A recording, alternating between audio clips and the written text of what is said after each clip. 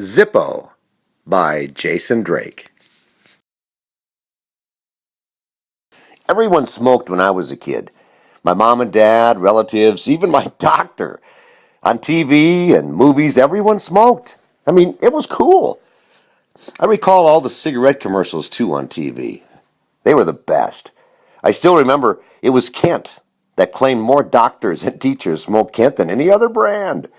And then there was the Marlboro Man and those cool commercials for Lark. One of my first jobs at the age of 15 was working the cigarette counter at Snyder Drug on 7th and Hennepin in downtown Minneapolis. We sold a ton of cigarettes, and all the supplies too, including the coolest assortment of Zippo lighters. And the 50-cent disposable lighter, I mean, that wasn't even an option then.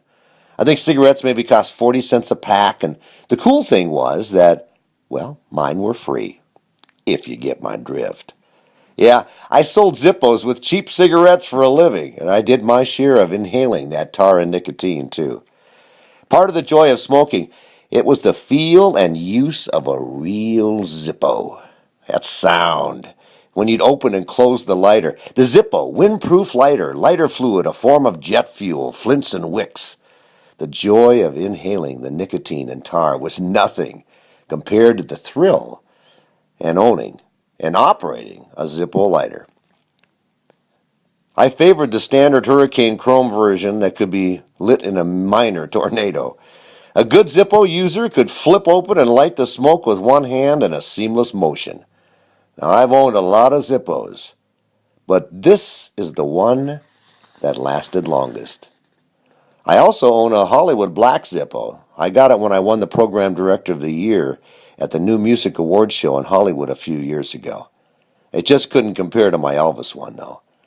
The cover kind of stuck, and the feel was more of a brush tone. The Elvis one, though. I mean, the Elvis one, I got as part of a Zippo radio promotion we did at CARE about 10 years ago. It's a signature model and limited in production. Oh, it lit a lot of smokes for me. Traveled a lot, too. It was the best lighter for the first 5 years or so. Then one day, it just didn't light as well as it used to. I mean, I tried everything. I changed wicks. I adjusted. I called Zippo. I checked online. Nothing. Well, it still lit, but the wick, I mean, it wasn't the same. And I loved it so much. I simply lived with the imperfection. It was so cool. And then I discovered the truth. Jackie Wilburn. Yeah, she was looking at my prize Zippo, and she said, "I am so surprised that this still works, because back when I was in high school, I tried to relight a candle and got wax all over the wick." Geez, Jackie. Well, I finally quit smoking in November of 2009. That was the fourth and final time. I mean, smokers today, they're few and far between.